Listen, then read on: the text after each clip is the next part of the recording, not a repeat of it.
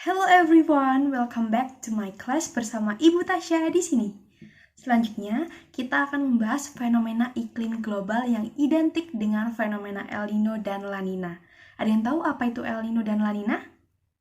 Ya, betul sekali. El Nino dan La Nina adalah pola iklim yang terjadi di Samudra Pasifik namun bisa mempengaruhi cuaca di berbagai negara.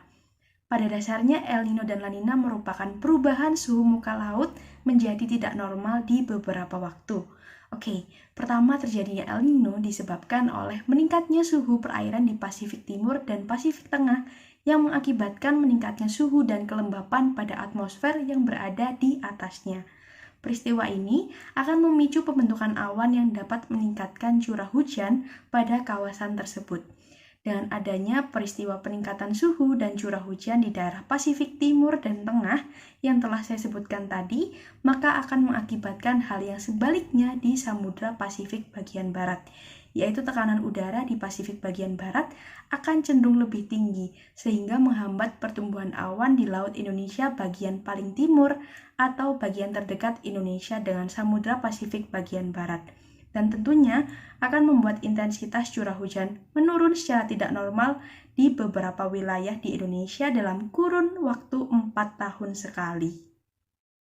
Pengaruh El Nino terhadap Indonesia pada umumnya adalah membuat suhu permukaan air laut di sekitar Indonesia menurun sehingga berakibat pada penurunan pembentukan awan dan juga intensitas hujan, bahkan dapat menyebabkan kemarau panjang di beberapa wilayah.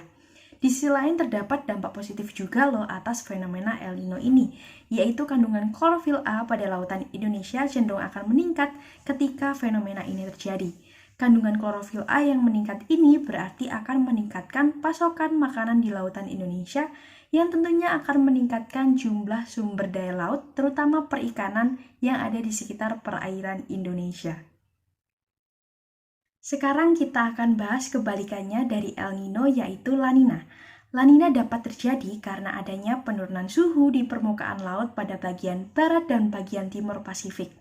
Kejadian tersebut menyebabkan tekanan udara pada ekuator Pasifik Barat cenderung menurun sehingga mendorong pembentukan awan berlebihan dan menyebabkan curah hujan tinggi pada daerah di Indonesia dalam kurun waktu kira-kira 6 tahun sekali. Dan demikian dampak La Nina adalah meningkatnya intensitas curah hujan di wilayah Pasifik Ekuatorial Barat, salah satunya Indonesia. Oke, next. Di sini sudah ada sebuah intermezzo gambar yang menunjukkan dua kehidupan yang sangatlah berbeda. Menurut pendapat kalian, apa sih makna tersirat dalam gambar tersebut? Bagi anak-anak yang menjawab tentunya akan mendapat poin lebih ya. So, preparing yourself. The last one, kita akan membahas perubahan iklim atau climate change yang saat ini tengah hangat menjadi topik perbincangan publik. Berdasarkan data NOAA atau Administrasi Iklim milik Amerika, merilis suhu rata-rata global selama 1 dekade terakhir dan menunjukkan bahwa peningkatan suhu rata-rata global saat ini sekitar 1,69 derajat Fahrenheit atau 0,94 derajat Celcius. Kondisi ini lebih hangat dari abad 19 dan kemungkinan akan naik ke level berikutnya di abad 21. Laporan dari Lembaga Iklim Dunia yaitu IPCC menjelaskan bahwa dampak buruk yang akan terjadi jika kenaikan suhu dunia mencapai 1,5 hingga 4 derajat Celcius akan membawa perubahan nyata yaitu intensitas dan frekuensi curah hujan cenderung akan ekstrim, tingkat kekeringan dan gelombang panas atau hilangnya es dan salju di kutub. Kemudian seiring berjalannya waktu, beberapa dampak perubahan iklim tidak lagi dapat dipulihkan, terutama mencairnya lapisan es, naiknya permukaan air laut, kepunahan spesies dan peningkatan keasaman lautan. Dampak-dampak ini pun akan terus meningkat seiring dengan bertambahnya kuantitas dari emisi di bumi. Nah, apa saja sih faktor penyebab, dampak, hingga solusi atas perubahan iklim yang terjadi saat ini? Berkaitan dengan hal tersebut, silahkan anak-anak membuat infografis atau lebih familiarnya yaitu poster tentang pemanasan global atau perubahan iklim secara berkelompok.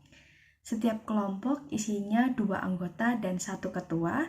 Adapun pilihan tema yang saya sarankan bisa dari segi lingkungan, pertanian, ekonomi, kesehatan, peternakan, pariwisata, dan lain-lain.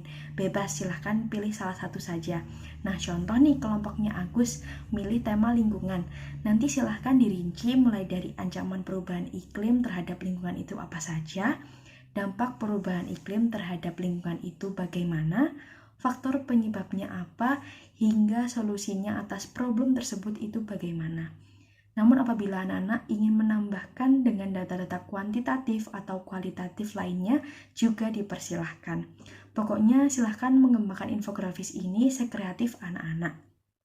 Terkait editing ini bisa menggunakan Canva atau platform lainnya, ukurannya juga bebas. Kemudian untuk ornamen-ornamen infografis, silahkan disesuaikan dengan kebutuhan. Yang penting informasi yang disampaikan oleh anak-anak ini dapat dimengerti dan dibaca oleh para pembaca itu dengan sangat baik. Terkait deadline bisa disimak di Google Classroom-nya masing-masing. Mungkin itu saja pemaparan materi hari ini dan informasi penugasan dari saya. Kurang lebihnya mohon dimaafkan. Wassalamualaikum warahmatullahi wabarakatuh. Selamat dan semangat belajar. Salam geografi.